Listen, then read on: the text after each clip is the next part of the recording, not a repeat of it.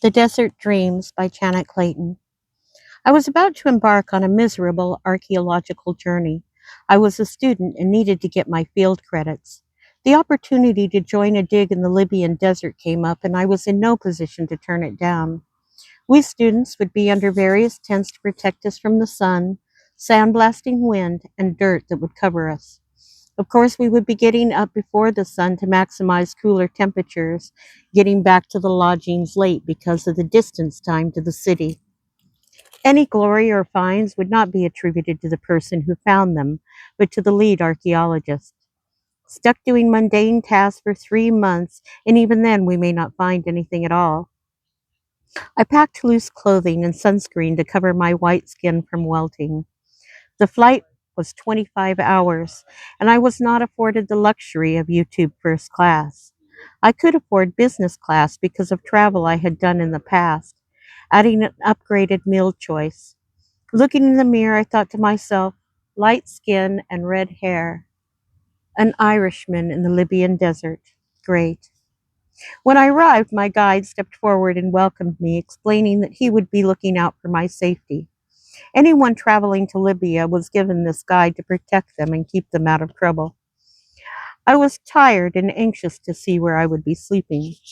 I was given coffee and a cool washcloth. Perhaps this wouldn't be so bad after all. I was met with the other students the next morning after breakfast. This hotel that we stayed at served breakfast before the sun came up for the students working on the dig. After breakfast, we traveled hours into the desert. Libya was a large country, but it was not heavily populated, mainly because 90% of it was desert. But because of its location next to the sea and trade routes, it was constantly in conflict. The morning drive was quiet, as most of us were still recovering from the travel getting here. This was a typical dig with holes under tarps. I was escorted over to the pit and introduced to two other students, John and Bert. A map grid of the pits was handed to me. Everything was numbered so we could find the watermelon tent for meals, first aid, and toilets. I trailed away in pit 19, scraping at the dirt. John was just visiting as an influencer. He had a podcast showing the reality of archaeology from students' point of view and objects that they find. Bert was the son of a wealthy businessman. He was very serious and he didn't talk much. Then I felt a different kind of texture and a curve. I think I found something, I say to my pitmates. They both stop to look over at what I'm scraping at. Yeah, that's a pot of some kind. John took out his phone and started recording. His voice changed as he recorded, going into interview voice mode. Look, it has some color to it. I was switched to the soft brush to pull away the sand. Bert ran for the main tent to let him know we found something. I kept brushing at the jar to free it. It was a good sized jar. On the one side, it had what looked to be a painting showing a jar pouring something onto a box. When the lead archaeologist got to the pit, he jumped in and yelled at me for holding the jar with my sandy hands. He then took the jar in his sandy hand, explaining his find. Excitedly, he marched toward the main tent with the jar in hand. We were told to go to the watermelon tent to rest and refresh. We turned out to be a great find. John uploaded his video to his 57,000 viewers, and we munched on watermelon, happily knowing that we would be the ones on the video finding the jar in real time. We left for the day. I had dinner with John, and then I turned in. I was awakened to the pounding of John yelling at my door, "Wake up!" I knew it wasn't time to get up, as my alarm hadn't gone off. I looked at the phone. It was only 2 hours since I went to bed. I got up and opened the door. John burst in, excitedly yelling at me that an ark had been found not far from the pit we were working. We had found a jar that was said to belong to Athena. Yes, that Athena, the Greek goddess. John had already sent out video of the find as it came from the ground, and the media was now requesting to talk to me. I got ready as I usually did and headed toward breakfast. John then patted me on the back and said, "You've made it." I was led into a classroom-sized tent with appliances and desks. I was going to be given the honor of cataloging the jar that I had found in front of the media. When I picked up the jar, I fumbled it and dropped it. The horror of the error was immense, and to make matters worse, something was oozing out of the jar and melting the counter underneath it.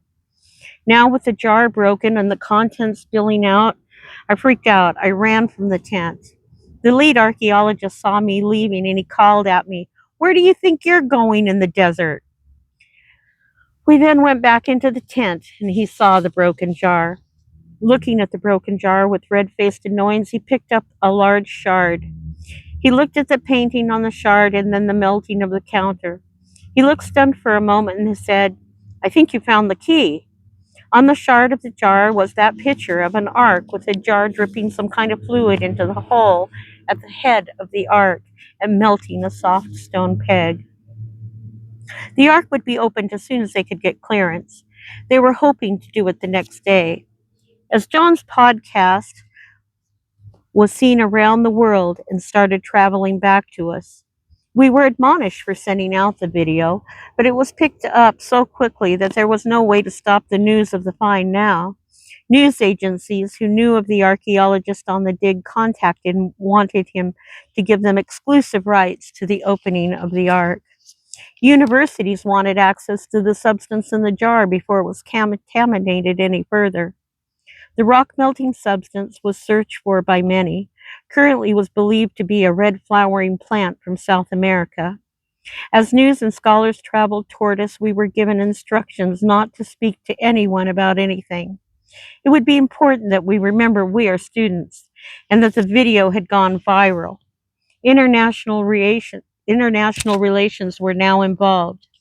The news agencies poured in, and John was contacted constantly via his channel. What we found was a large jar with a painting on it depicting a jar pouring a substance onto the head of this ark. The next day, the ark was found. An ark of Athena. Yes, the Greek goddess Athena. The script on the sky was in Greek, Egyptian, and some other unknown language. When the scholars debated the message, most agreed it was something like, "The thorn is to unite, not to divide." The thorn is unity, not division. Scholars everywhere were discussing the new find and its connections to Athena Trigenia, a goddess of Greek and Libyan cultures. In this myth, Athena is the child of Poseidon, not Zeus. The substance in the jar was being tested to see what it contained and where it came from. The crazy people started to show up dancing and praying around the dig site. One group in particular seemed to really have something going. They were clerics, professors, and government leaders. They started this daily ritual of planting and watering the ground before they paraded down the road in front of a main tent. They requested meetings with the archaeologists and the government officials to plant along the road a little more each day. A garden started to form. They planted thorn bushes, mulberry trees, aloe vera, among other edible plants. I only had about a month left of my school requirement, and as I watched the parade, the garden grew. Something else started to happen. As the plants grew and the garden prospered, the mood of the group changed. Instead of everyone hanging out in the watermelon tent, they started to hang out in the garden, helping a little here and there. Little scrapes started to be healed with the aloe vera plants. Fresh greens came from the garden every day, and more was planted. The desert was different. The news media attention was drawn to the beauty that was growing a little each day. People started joining the group paraded gardening as it went. Embedded reporters would give a progress report on how organization seemed to come naturally to the group. The parade was growing to such a degree that the leaders of the movement began to send people ahead to see if the area could support the parade, where it was traveling next. I was to leave and go back home, but something inside me said I should join the parade instead, and I did. My days were happily filled with gardening as we followed the people in front of us. At night, we would learn about other people who had joined the parade, skills they had, and why they joined. I'll never forget the Bedouin mothers who mixed scorpion venom with their baby's milk to slowly protect them should they be stung in the future, or that drinking the milk of camels was an antibiotic if they were fed on certain medicinal plants.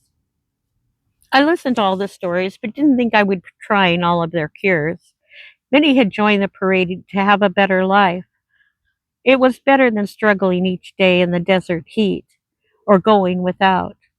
Some angry types came by as we traveled the road, planting and watering. They yelled, showed their guns, but the path that grew behind us was hard to argue with. This led only to their own improvement.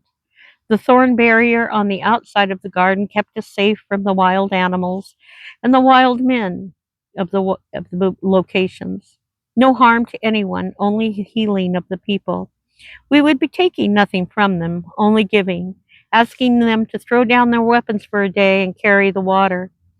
People continued to join the movement, and we were now a long trail of a garden growing.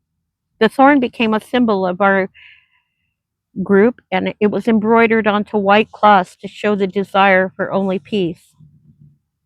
Obstructions fell away as thorns fenced one side of the back of the path, and water lines were added. A long trail of people stretching back to the original dig. The benefits were undeniable, and people like leaders were giving speeches and support for the movement. Any resistance encountered could not stop the healing of the real problems that had caused the conflict in the first place. Countries had immigration troubles. They started parades in their own countries to benefit the immigrants of the country. No longer did money go to administrations trying to blindly govern. People's religion sprang forward as an impediment. Again, it was reasoned away with the common sense of people living in harmony, fed, and happy. Libya was not known as a peaceful land, but it was never the people of Libya. It was more the location of the land. This garden that had been grown throughout was now an international movement. It was suggested that the garden not be governed by any one nation, and wherever it sprang up, it was held in the trust of nations.